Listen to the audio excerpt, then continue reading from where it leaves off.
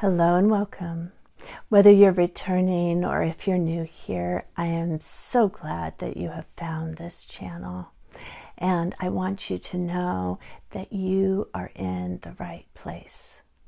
This video is specifically for men who identify as submissives, cuckolds, or cash slaves. And the reason I really wanted to create this particular video is to highlight the value, the contribution, and the resource that you are called to be through your service and submission. And part of this that I really want to address, what has been traditionally thought of as hierarchical, one above the other.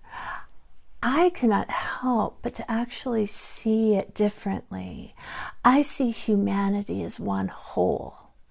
And within this whole, within this oneness, we all have a purpose. And every single one of us is equally valuable in our contribution. And I really hate that alphas get this kind of exalted status and quote-unquote betas are looked down upon, that the word cuck is considered an insult, and that the judgment that a cuckold cash slave receives because his contribution comes in the form of cash. In order to better understand what I'm talking about, I want to introduce you to what I call your soul's purpose archetype. And the way that this works is that, first of all, we are all infinite beings, okay? We are infinite beings expressing ourselves as human beings on this planet. So every single one of these archetypes should sound a little familiar to you. One or two may resonate the strongest, but every one of us is going to have some expression of each of these soul purpose archetype. But your primary archetype is going to be the driver for the expression of your soul's purpose. All of the rest of the other four that you have in some degree or another, their purpose, the purpose of the secondary and tertiary archetypes, is to serve and support and enable the primary soul purpose archetype to fulfill its mission. Now, this is going to be super condensed, and I'm really just touching on the very basics of this concept.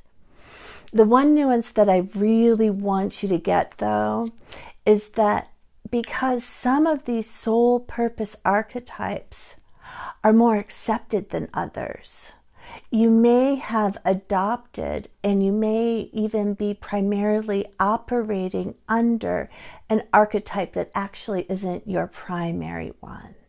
So I don't want you to try too hard to identify or diagnose yourself as one or the other.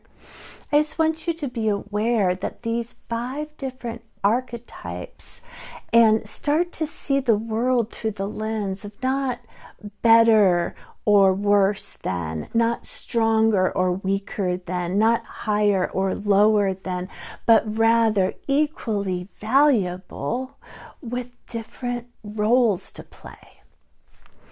Okay, so I'm going to start with the 2 archetypes that most alpha males have. They have at least one, if not both, of these 2 archetypes. The first one is the charismatic leader. And the charismatic leader is exactly what it sounds like. Charming, persuasive, gregarious, the center of attention. Okay, like there's not a single actor in Hollywood or on Broadway that doesn't have some strong presence of the charismatic leader in them. And now each of these soul purpose archetypes reveal themselves in their power. Like charismatic leaders are like the brave heart who's calling up the courage, bringing the injustices into view, standing up for what's right. The charismatic leader can bring an entire army together for victory. The charismatic leader in his power will lead the group, the tribe, the company to the greatest win-win-win for everyone. Charismatic leaders are wired to win. And when they're in their power, they recognize that the greatest win is when everybody wins. Now, in defense, the charismatic leader becomes the bully, becomes the enforcer. These are the scary people who will attack. They will go for blood, and they do not fight fair, because when they are in defense, that means that they are scared of losing. And they will do whatever it takes to win, no matter what, no matter who or what they hurt in the process of their pursuit of victory. They do not care. So you can see how the exact same characteristic of being wired to win, when it's expressed in its power, is amazing and transformative. It translates into the win-win-win. And that drive to win in defense can lead to cheating, leads to lying, it leads to doing things that are illegal, all because the win is the most important thing. You see that? Okay. So next, let's look at the soul purpose archetype. The second one that we'll talk about is called the knowledgeable achiever. And the knowledgeable achiever is driven to mastery. The knowledgeable achiever in his power is always looking to improve. And so for him, it's not so much about winning or beating anybody else. The knowledgeable achiever is all about being in competition with himself.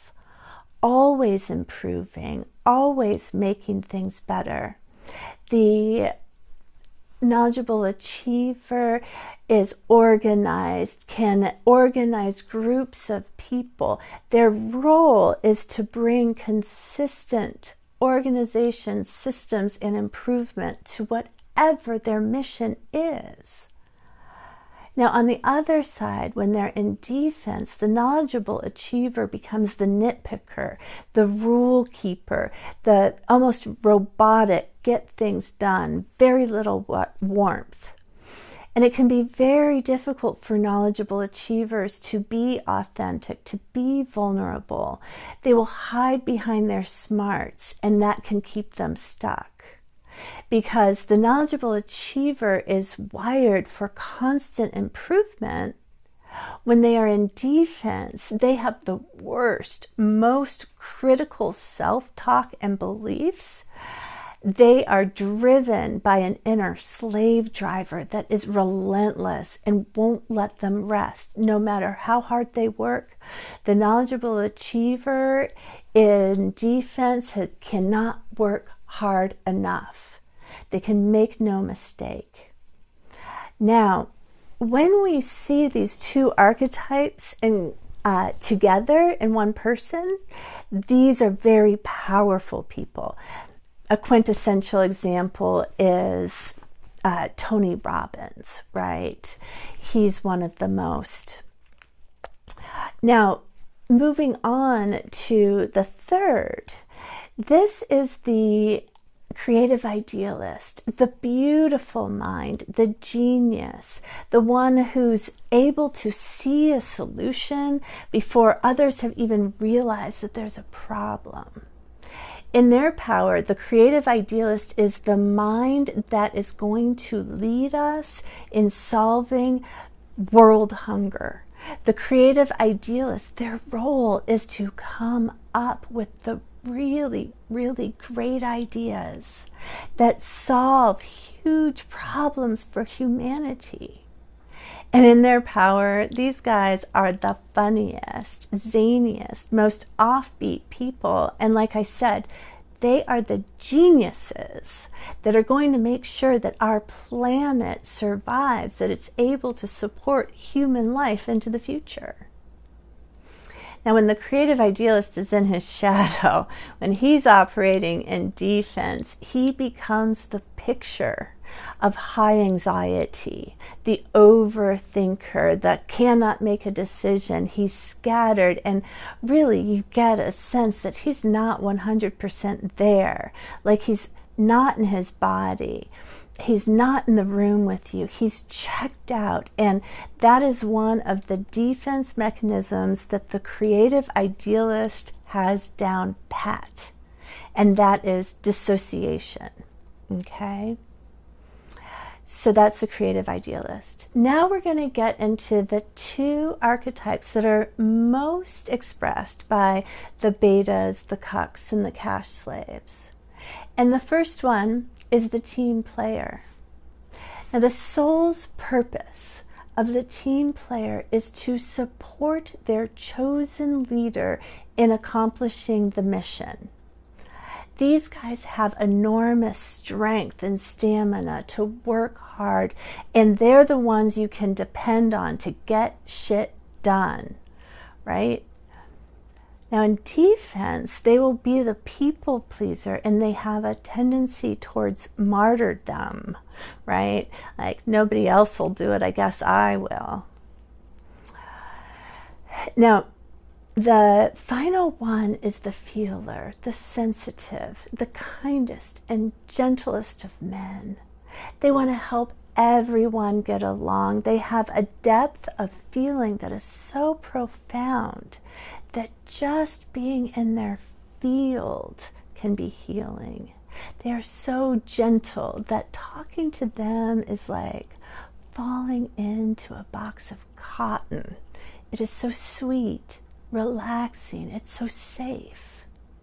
But in defense, the feelers have a tendency to meld with people, right? And when they're in their power, that's what makes it feel so good to be near them. But when they're in defense, that melding is a lack of boundary. It's an inability to stand up for themselves. They love peace so much that they won't go into conflict.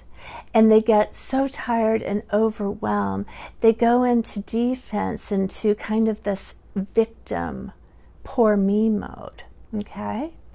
So these are the 5, and what I wanted you to see is that these are the 5 components that make up the whole.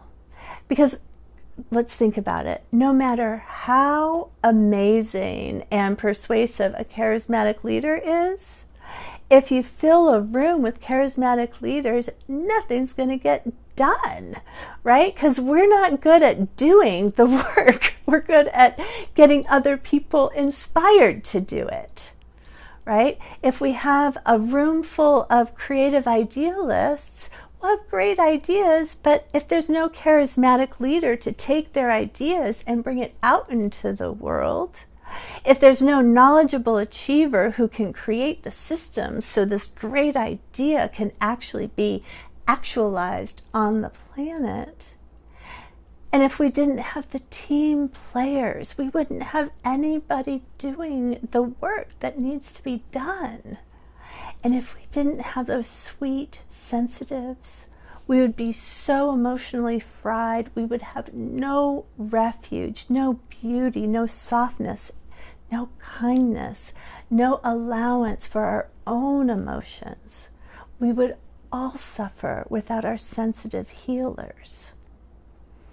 And so let's put this all into the context of my life, right? Now, you may have gotten a sense of what my primary or secondary archetype might be. And I want you to kind of just be aware that growing up with these particular attributes could be challenging for anyone growing up, you know.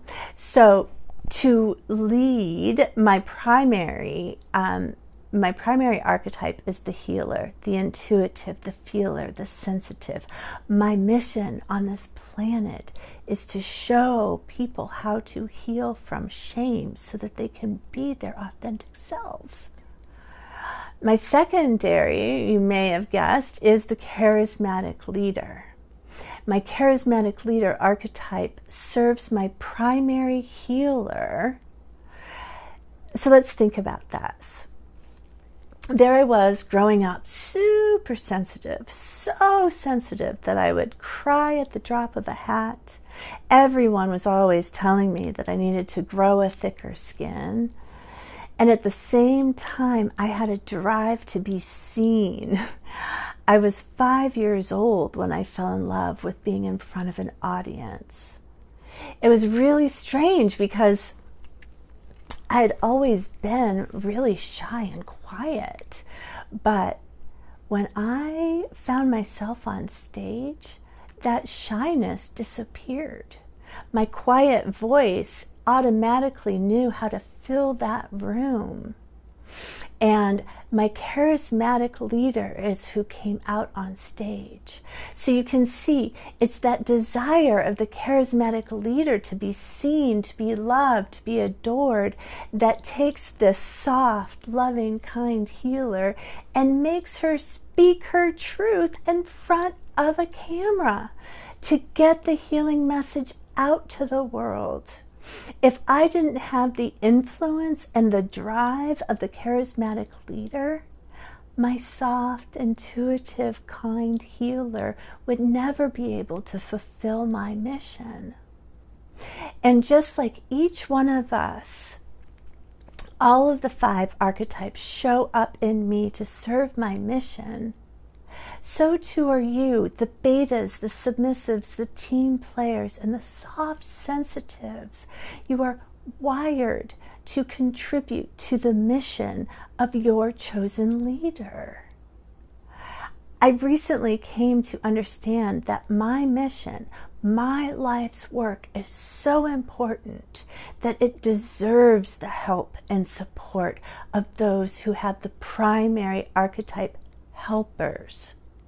The team players, the healers, whose mission it is to make my life easier, to take care of chores so I don't have to spend my time washing dishes when I could be here helping others. So for all of the submissives, the betas, the team players, those non-alphas who are out there, I want you to know that you are so important. You are not second best. You are not lower than. You are an essential part of. And if you are serving a master or mistress that doesn't recognize that and doesn't honor it the way that it deserves to be honored, then it may be time for you to be looking for a more worthy leader to support. I would not be able to fulfill my healing mission if it weren't for the betas, the submissives, the cucks, the cash slaves who all come up behind me and support me and give me the energy, the care, the bandwidth so that I can do this work. Your contribution is worthy, it's valid, and it is valuable, and you matter. And now, I believe it is time for me to say goodnight. So before I sign off, remember, if you like the video, subscribe, click the thumbs up, drop me a line in the comments, share the video. Do what you can to support and make it easier for other people to find this channel. All right, my darlings, thank you for being here. I love you, and good night. Mwah.